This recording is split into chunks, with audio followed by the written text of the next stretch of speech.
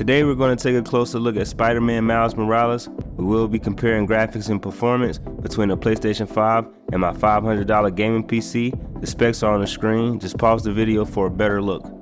And stay tuned because a lot of you guys say you cannot build a $500 PC that comes close to the next gen consoles. I am going to break down some frames to show you some real differences between the PC and the console. And I'm going to start this video with a little footage from both the PC and the PS5.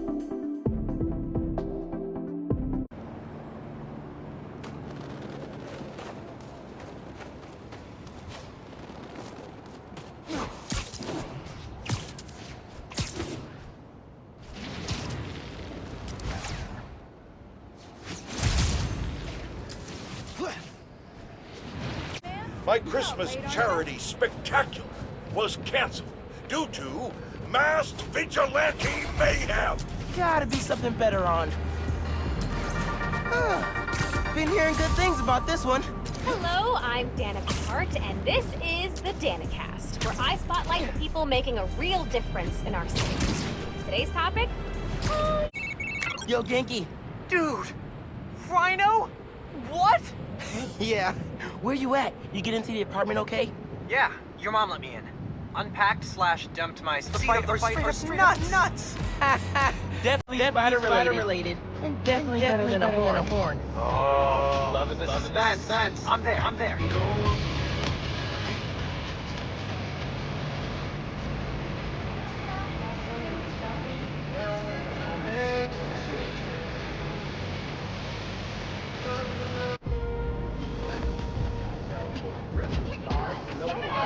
Happy holidays. Permiso.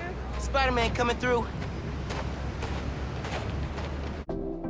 Alright, so we're going to start with these two frames, and the reason that I chose this frame is because I want to go in detail and show you guys the difference between the PC and the PlayStation 5. The PlayStation 5 is set to ray tracing performance, and the PC is set to 4K high with FSR quality. As you can see, these frames look very identical, but when I zoom in, you will see a difference. Then we're going to cycle through some more frames, and you're going to see even more and more differences and uniqueness that both platforms offer.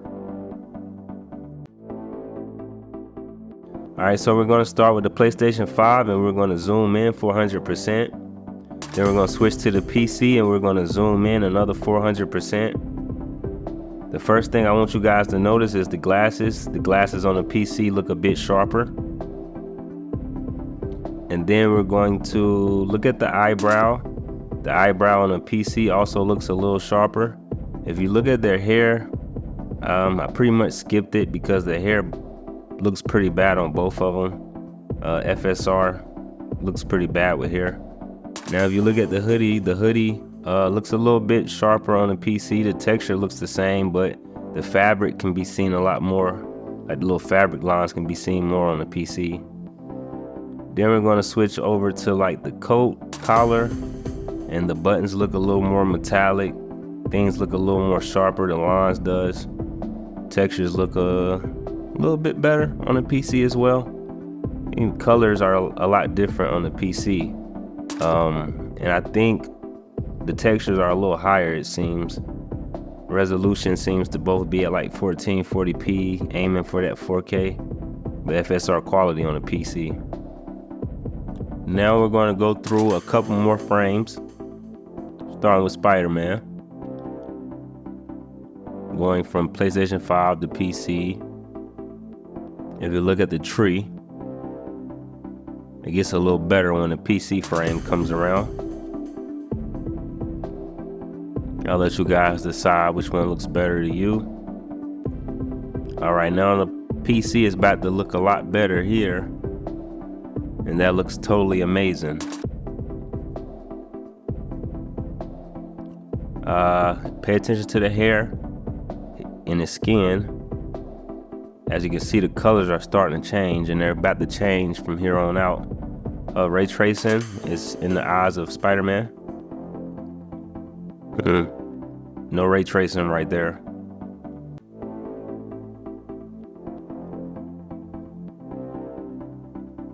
As you can see, the colors look a lot different. Look at his hair. one thing I noticed. His hair is much more detailed. And oh, this frame right here looks very nice too.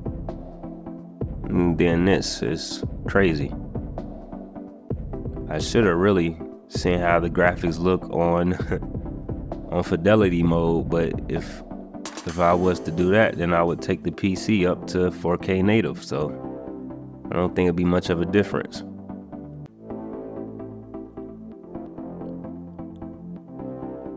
So I mean, as you can see through these frames, the PC is much more sharper, more details. Colors are very different. The frames actually look a lot different. And I noticed that when I was playing the games that the PC just looks totally different.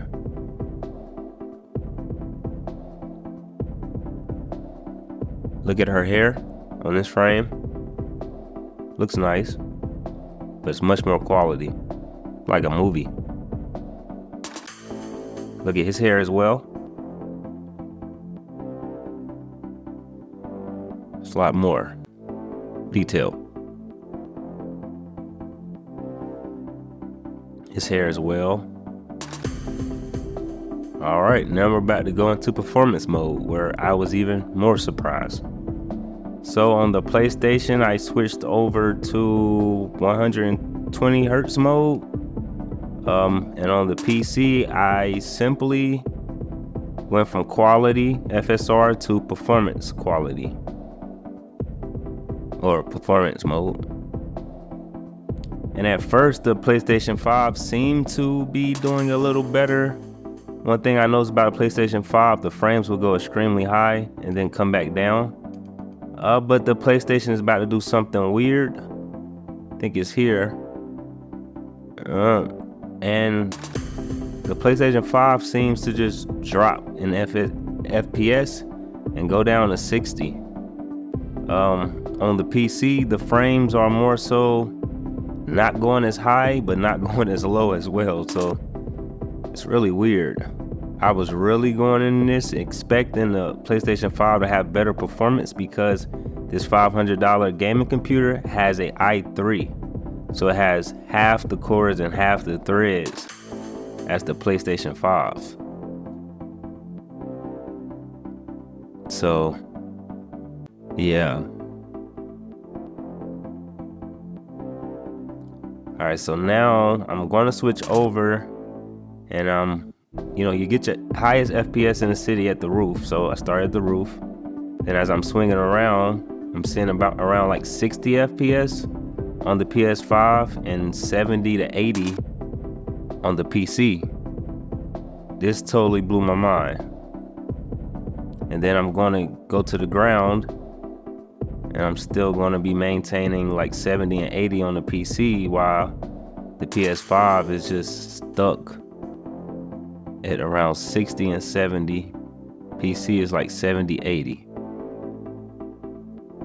I thought it might have been ray tracing, so I turned it off and just went to regular performance, and no, it's about the same. There's no difference. You get the same performance, even with ray tracing on.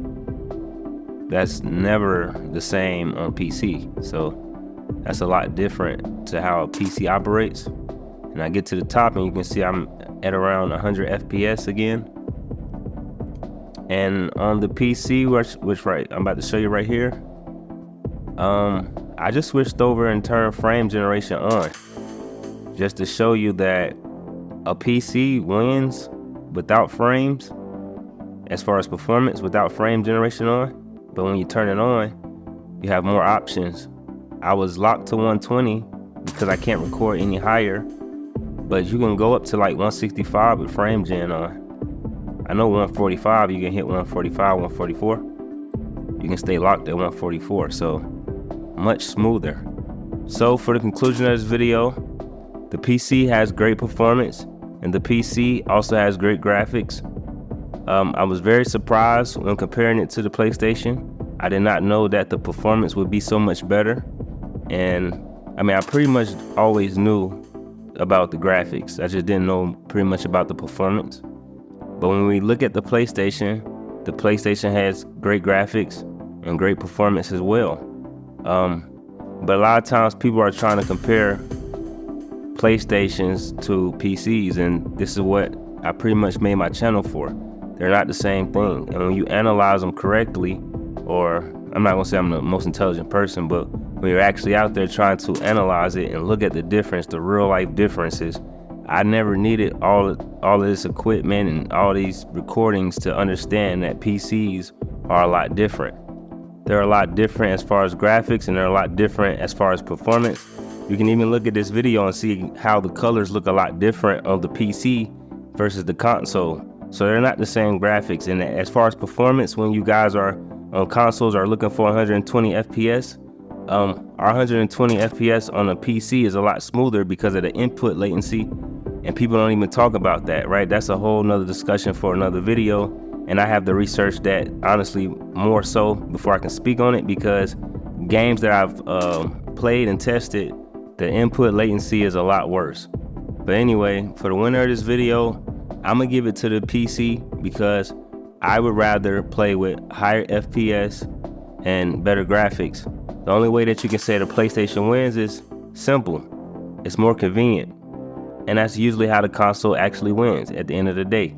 It's not that PC ports suck. It's not that PC games stutter. It's not that PC games you have to do all this. That doesn't matter. It's a PC. You have to know how to optimize it to get rid of these things.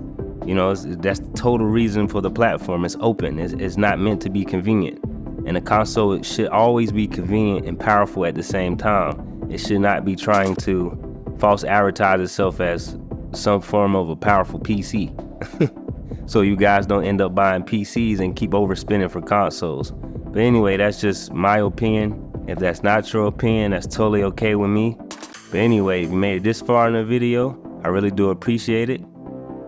Like, comment, subscribe.